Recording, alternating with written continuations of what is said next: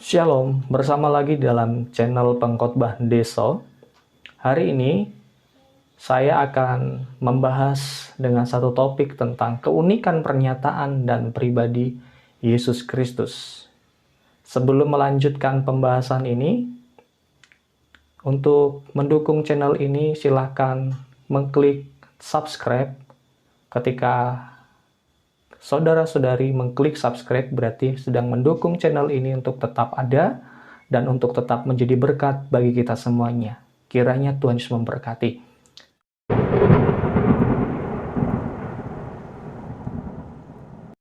Oke, kita akan lanjutkan. Di dalam pembahasan hari ini saya akan membahas bagaimana keunikan dari klaim-klaim Yesus dan pribadi Yesus itu sendiri. Pribadi Yesus adalah pribadi yang sudah menjadi berita yang digemakan dimulai dalam Perjanjian Lama. Bahkan para nabi menubuatkan tentang Yesus itu sendiri. Ada seorang tokoh bernama J. Burton, dia menuliskan ada 191 nubuatan yang sudah benar-benar terpenuhi dalam kehidupan, kematian, dan kebangkitan Yesus. Baik itu tempat lahirnya, waktu kelahiran, cara lahir, dijual seharga 30 keping perak, cara kematian, reaksi rakyat ketika mengecek, meludah, ditikam, dimakamkan di makam orang fasik. Semuanya sudah tergenapi dalam pribadi Yesus. Dan apa yang dibicarakan oleh para nabi ini pun dibenarkan oleh Yesus itu sendiri. Beberapa ayat membuktikan bahwa Yesus sendiri mengklaim bahwa dirinya adalah penggenap dari nubuatan para nabi. Dalam Injil Yohanes, Yesus membenarkan perkataan Musa mengenai dirinya sendiri dengan berkata, "Sebab jikalau kamu percaya kepada Musa, tentu kamu akan percaya juga kepadaku, sebab ia telah menulis tentang aku. Tetapi jikalau kamu tidak percaya akan apa yang ditulisnya, bagaimanakah kamu akan percaya akan apa yang kukatakan?" Yesus sangat sadar bahwa Musa menulis tentang dirinya. Dia mengklaim membenarkan apa yang dikatakan Musa tentang dirinya. Lalu, Yesaya. Yesus membenarkan apa yang dikatakan Nabi Yesaya mengenai dirinya. Ketika Yesus membaca di dalam referensi dalam kitab Yesaya yang tercatat dalam Lukas 4 ayat 17-21, ayat firman Tuhan saya bacakan seperti ini. Kepadanya diberikan ke kitab Nabi Yesaya, dan setelah dibukanya, ia menemukan nas di mana ada tertulis, "Roh Tuhan ada padaku, oleh sebab itu ia telah mengurapi aku untuk menyampaikan kabar baik kepada orang-orang miskin, dan ia telah mengutus aku untuk memberitakan pembebasan kepada orang-orang tawanan, dan penglihatan bagi orang-orang buta, untuk membebaskan orang-orang yang tertindas, untuk memberitakan tahun rahmat Tuhan telah datang." Kemudian ia menutup kitab itu. Lalu ia mulai mengajar mereka, katanya, "Pada hari ini, genaplah nas ini sewaktu kamu mendengarnya." Yesus dengan sadar, dia mengklaim bahwa apa yang dikatakan oleh Nabi Yesaya dan para nabi tentang dirinya sudah tergenapi dalam pribadinya ketika dia datang ke dalam dunia. Hal ini membuktikan bahwa pribadi Yesus adalah pribadi yang sangat unik, yang patut untuk diteliti, yang patut untuk dipercayai bahwa dia adalah pribadi yang diharapkan, dinanti-nantikan oleh para nabi, orang-orang percaya pada saat itu. Karena dia adalah Mesias yang dijanjikan oleh para nabi untuk menyelamatkan semua orang-orang yang berdosa. Kalau kita melihat selanjutnya bahwa Yesus juga mengakui apa yang dikatakan Bapa tentang dirinya. Ketika Yesus dibaptiskan dan ada suara dari langit dengan berkata, Inilah anakku yang kukasihi, kepadanya lah aku berkenan. Matius 3 ayat 17. Apa yang dikatakan Bapa tentang dirinya, tentang Yesus itu sendiri? Dia mengakui bahwa pribadinya adalah anak Allah. Seperti yang dikatakan dalam Alkitab. Tetapi ia berkata kepada mereka, Bapakku bekerja sampai sekarang, maka aku pun bekerja juga. Perhatikan baik-baik. Di sini Yesus mengakui identitasnya sebagai anak Allah seperti yang dikatakan Bapa ketika Yesus dibaptiskan pada saat itu. Ketika Bapa mengatakan, inilah anakku yang kukasihi, Yesus sungguh-sungguh menyadari bahwa dia adalah anak Allah. Oleh sebab itu, dia memanggil Bapakku bekerja sampai sekarang, maka aku pun bekerja juga. Hal ini adalah pernyataan yang berani, yang membuat orang-orang Yahudi pada saat itu geram dan berusaha membunuhnya. Karena bagi orang-orang Yahudi, pernyataan Yesus adalah pernyataan yang sedang menyamakan dirinya dengan Allah. Alkitab katakan, sebab orang-orang Yahudi lebih berusaha lagi untuk membunuhnya. Bukan saja karena ia meniadakan hari Sabat, tetapi juga karena ia mengatakan bahwa Allah adalah Bapanya sendiri. Dan dengan demikian menyamakan dirinya dengan Allah. Jadi bagi orang-orang Yahudi, gelar anak Allah adalah suatu pernyataan yang sedang menyamakan dirinya dengan Allah itu sendiri. Inilah pernyataan Yesus secara tidak langsung tentang dirinya, bahwa dirinya adalah pribadi kedua dari Allah Tritunggal yang memiliki sifat-sifat Allah dalam kehidupannya, yang dimana ia sesungguhnya adalah Allah yang kekal yang datang ke dalam dunia. Sang anak Allah yang kekal yang datang ke dalam dunia untuk menyelamatkan umat manusia. Dalam statusnya inilah, Yesus sangat mengerti siapa dirinya ketika dia menjadi manusia. Oleh karena itu, klaim atau pernyataan Yesus ini adalah pernyataan yang sungguh menakjubkan, mengejutkan banyak orang. Orang-orang Yahudi secara khususnya. Sampai orang-orang Yahudi ingin membunuh Yesus karena dia sedang menyamakan dirinya dengan Allah. William Bakery dalam bukunya berkata, di dalam dunia masa itu, pernyataan ini mungkin merupakan pernyataan paling mengejutkan yang pernah dikeluarkan Yesus. Dan Leon Morris juga menyimpulkan, dia sedang mengklaim sesuatu yang jauh lebih besar daripada pernyataan siapapun. Sebab apa? Tidak ada para tokoh agama apapun yang mengklaim seperti apa yang dikatakan oleh Yesus. Selain dia berkata, akulah jalan dan kebenaran dan hidup, akulah terang dunia, akulah gembala yang baik, akulah pintu. Banyak hal klaim-klaim dari Yesus yang menakjubkan. Hal inilah yang harus menjadi pertimbangan dalam kehidupan kita untuk kita lebih mendalami tentang siapakah itu Yesus. Jika kita sebagai orang percaya, kita patut bersyukur bahwa kita memiliki Allah yang sungguh-sungguh nyata, yang hadir di dalam dunia. Dan di dalam kehidupan Yesus ketika menjadi manusia, dia memiliki hubungan yang unik bersama Bapa. Jadi adanya satu kesatuan antara Yesus dan Bapa. Inilah keunikan kesatuan Yesus dan Bapa. Yesus berkata di dalam Yohanes 8 ayat 42, jikalau Allah adalah Bapamu, kamu akan mengasihi aku, sebab aku keluar dan datang dari Allah. Dan dalam Yohanes 15 ayat 23 juga dikatakan, barang siapa membenci aku, ia membenci juga Bapakku. Jadi, di sini Yesus ingin menekankan bahwa manusia tidak dapat mengasihi Allah jika ia membenci Yesus. Manusia tidak dapat mengerti tentang Allah jika ia tidak mengenal Yesus. Manusia tidak dapat berjalan bersama Allah, percaya kepada Allah tanpa Yesus. Dan jika Bapa adalah Allahmu, maka engkau harus mengasihi Yesus. Inilah yang disebut dengan kesatuan dalam Tritunggal.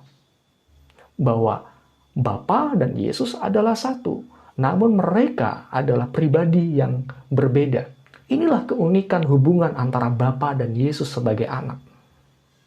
Yesus ketika datang ke dalam dunia, ia datang sebagai anak dan utusan. Namun bukan berarti dia tidak setara dengan Bapa yang mengutusnya. Karena ada kesederajatan dalam posisi mengasihi Allah. Hal ini adalah hal yang diklaim langsung oleh Yesus itu sendiri. Seperti firman Tuhan katakan tadi di dalam Yohanes 15 ayat 23, barang siapa membenci aku, ia membenci juga Bapakku. Yang artinya apa? Adanya kesatuan yang tidak dapat dipisahkan antara Bapa dan Yesus. Kita dapat melihat ilustrasinya sebagai berikut. Jadi sekarang saya mau memperlihatkan teman-teman gambar ini. Ini gambar apa? Gambar ruangan kosong ya. Nah, sekarang teman-teman bisa paham nggak? Jika saya berkata bahwa yang teman-teman lihat sebenarnya adalah tembok-tembok, lantai, dan plafonnya. Ruangannya sendiri yang kosong itu sebenarnya tidak terlihat. Ketika kamu melihat tembok-tembok itu, kamu melihat ruangan kosong itu. Sampai di sini bisa paham ya? Nah, apakah tembok sama dengan ruangan? Nggak sama kan?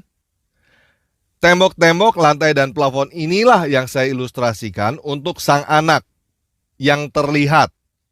Ruangan kosongnya adalah sang Bapa yang tidak terlihat. Tembok-tembok tidak sama dengan ruangan. Anak tidak sama dengan Bapa. Tetapi ketika kamu melihat tembok-tembok itu, kamu melihat ruangan itu.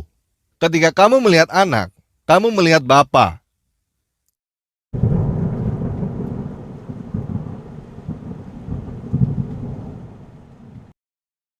Jadi tembok dan ruangan adalah dua hal yang berbeda, namun satu kesatuan yang tidak dapat dipisahkan.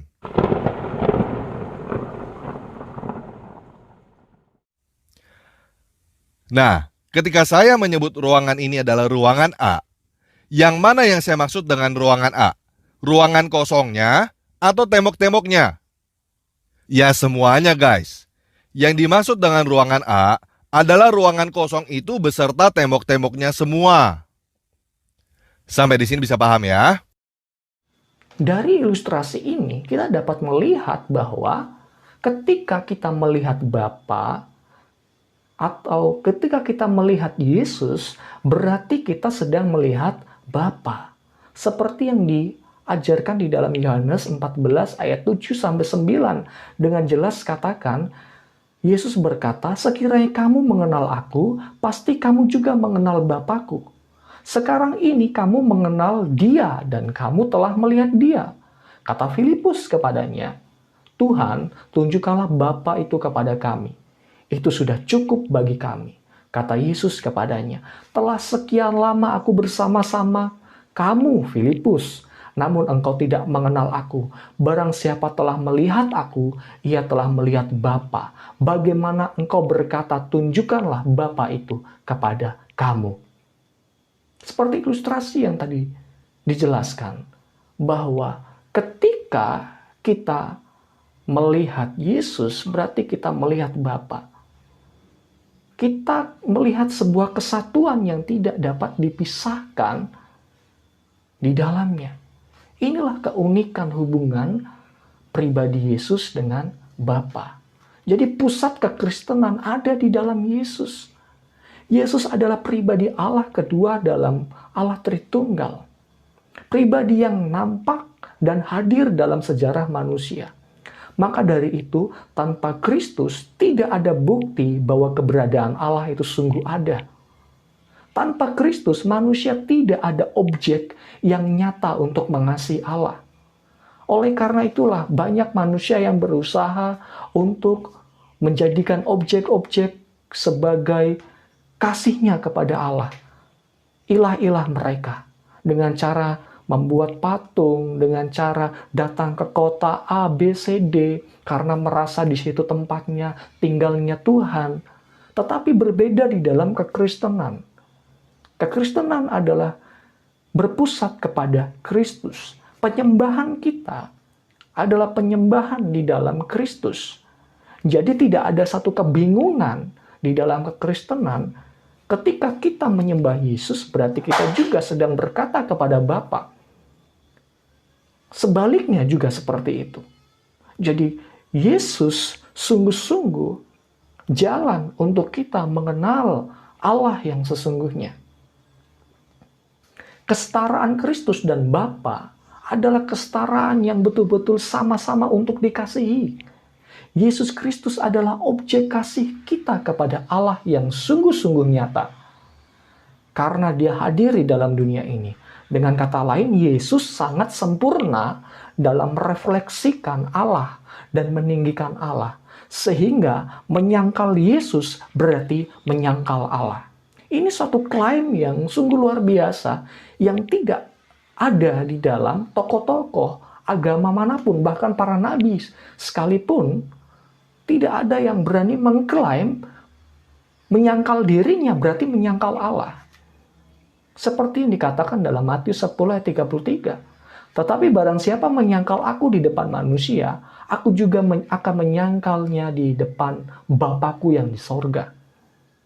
Lukas 12 ayat 9. Tetapi barang siapa menyangkal aku di depan manusia, ia akan disangkal di depan malaikat-malaikat Allah.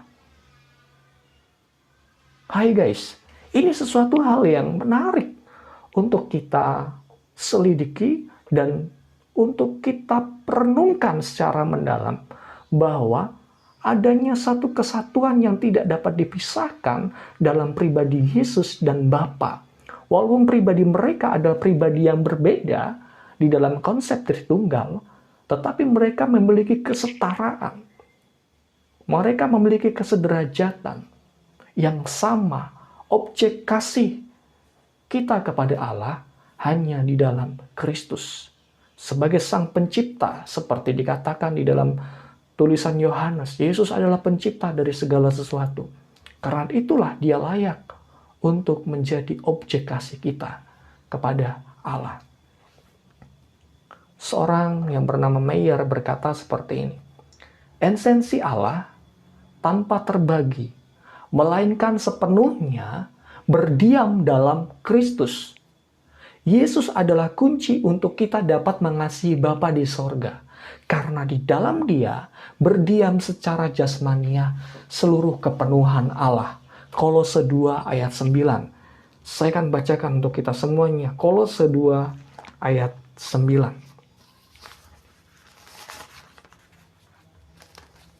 Firman Tuhan katakan, sebab dalam dialah berdiam secara jasmania seluruh kepenuhan Allah.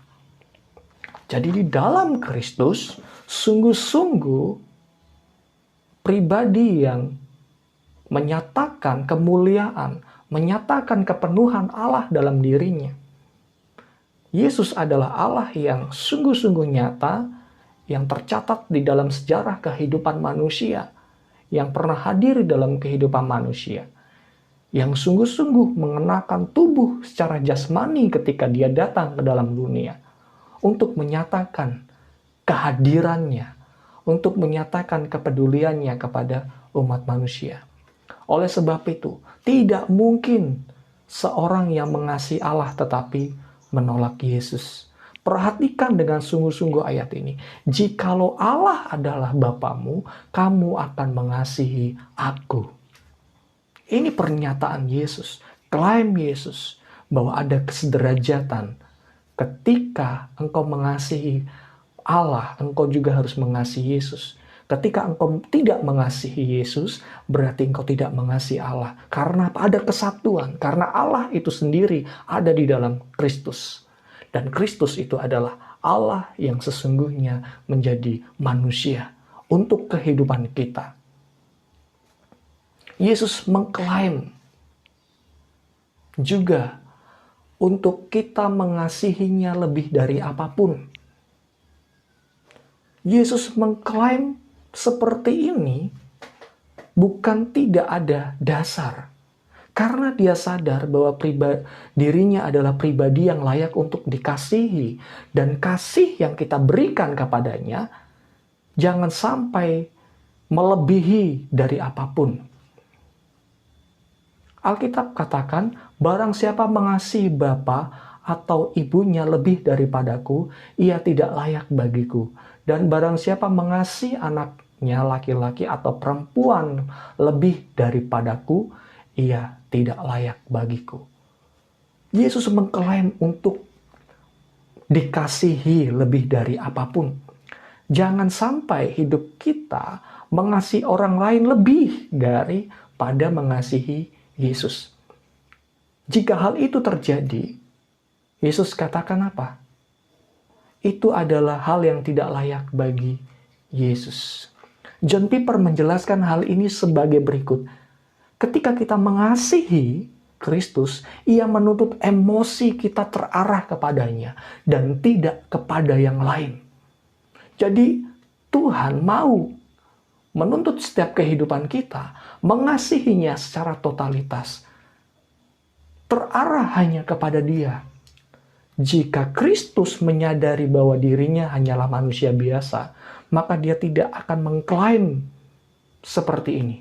Tetapi karena dia sadar, dia adalah Allah yang menjadi manusia, bukan orang gila yang datang dalam dunia, tetapi Allah yang sungguh-sungguh menjadi manusia, maka dari itu dia dengan berani berkata untuk mengasihinya lebih dalam.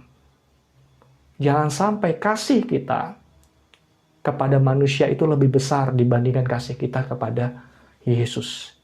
Dari penjelasan ini, kiranya menjadi berkat dalam setiap kehidupan kita, membuka